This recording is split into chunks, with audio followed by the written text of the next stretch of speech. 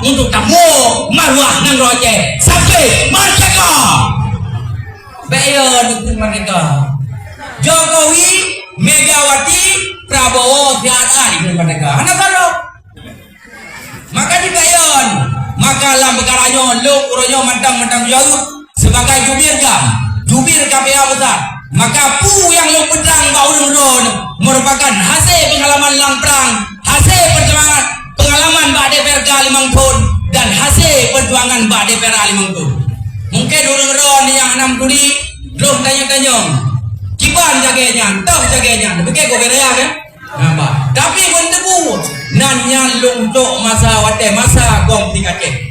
Maka lam perkaranya karena mantang ideologi Aceh lalu lang sidang paripurna DPR Aceh lo bendera belun di luar daripada sidang paripurna pilo bendera belun sehingga ditemepo dan ditemekroyo oleh polisi. Tapi long hana long takut, hana long turut, tunggu panjang hana takut, ayah wah hana takut, hana turut karena tujuan kamu kali menjumpa darah kamu, nyawa kamu, harta kamu, nyawa musuhke menghibah ke bangsa Aceh. Hello pada Aceh.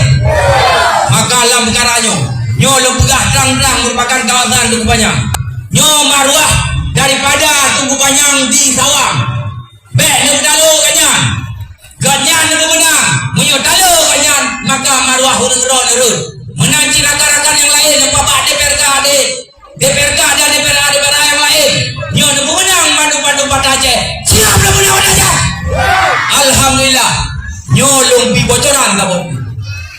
Terhadap pakan gedanyo Aceh uronyo mumaruah dan berlabat karena na MU na upaya watai koh bank jiga barasa urung ron garap hanale pre mubah urung ron garap hanale pre melahirkan dan pre pendidikan diakibatkan barasa ini koh bank mubah DPJ gubernur yang dikirim dari Jakarta ke Aceh.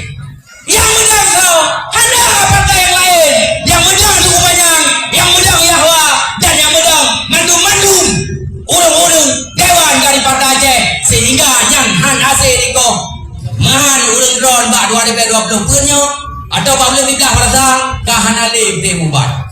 Maka dalam perkaranya ketika maruah ke Allah juk ke kedanyo wajib kedanyo jaga saban-saban nekalan kiban kejadian di Batam di Rempang awaknya hana MUU, hana UPA, hana maruah martabat.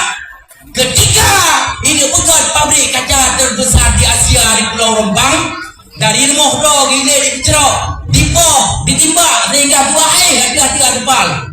Nyamban pada rumah dog ini tanah dog, lampu dog, kuburan indah turunan, tapi demi kepentingan Jakarta nasional, ilit dari rumah. Yo alhamdulillah. Kita nyo wajib kami menang pada Aceh sampai kejadian maknanya uranyo ijanyo di Aceh ini coba lagi di Takengon ini penduduk PT MM ini comu di negara Aceh ini gusur kampung-kampung kayo dan kebun-kebun kopi di sini maka mantang cuma dapat dan dapat disebabkan mantangnya Dewan Perdebat Aceh 18 boh mantangnya MUU dan UPA kan bom maka dalam perkaranya Luna kalian urun-urun bawa kompak di Kecamatan Sawang untuk maruah bangsa dan negara. Baca maruah itu.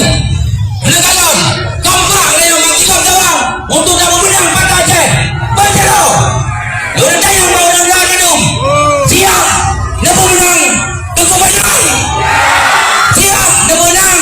Dewan-dewan daripada Aceh daripada siap. Nak menang. DPRK daripada Aceh.